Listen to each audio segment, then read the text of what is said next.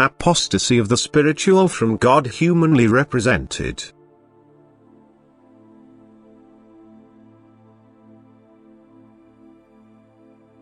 You are children of love, you emerged from my strength of love and are constantly cared for and looked after by my never-ending love. My love for you is boundless and will never let you get lost forever. But my love also gave you free will as a characteristic of perfection, otherwise my love for you would have been limited if it had denied you something which belongs to perfection. Only free will makes you divine beings who, having originated from me, also had to be like me. But at the same time free will made you beings with the right of self-determination who could now do and leave what they wanted of their own accord and affirm or deny their affiliation with me themselves. This free decision of will also had to be granted to people so that they could prove their perfection, which required unconditional connection to me. A perfectly created being had not yet reached the highest degree, for it first had to acquire it by remaining perfect of its own free will, wherever it was able to descend.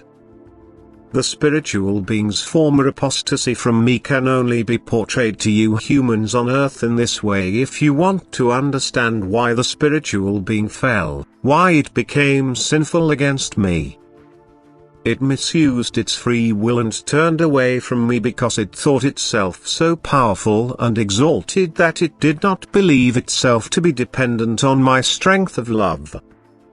It had to be offered the opportunity to decide for a different goal than for me in order to make a free decision of will. And this opposite pole was the first being of light emanating from me, which made use of my strength flowing to it without measure by creating beings without number with my will, because I did not withdraw the strength from it. Its will, however, aimed to increase its own strength against me in order to be independent of me.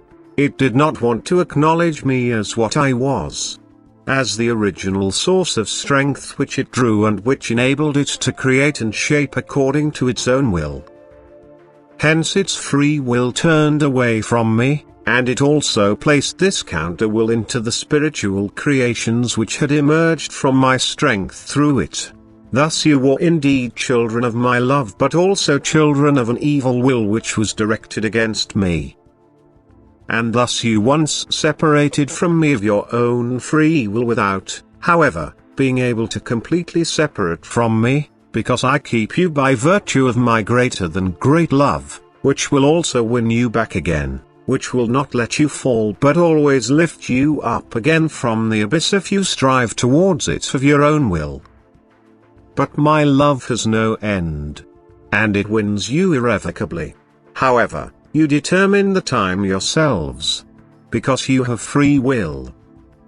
Free will characterizes you as my living creations, as independent beings, and according to this free will you create the respective state for yourselves without being prevented by me.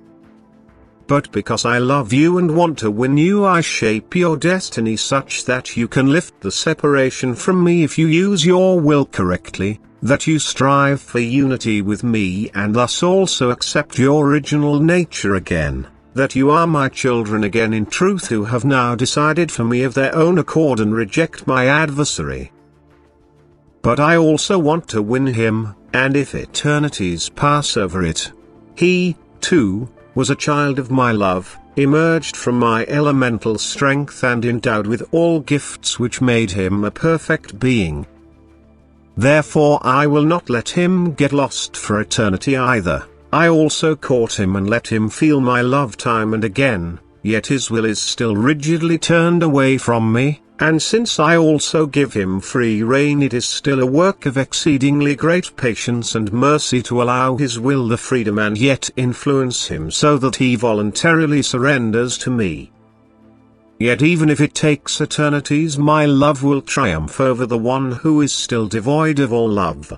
One day he, too, will recognize my love and long for it, because it alone causes bliss and because no being can separate itself from me forever but ultimately strives for the union which will make it inexpressibly blissful.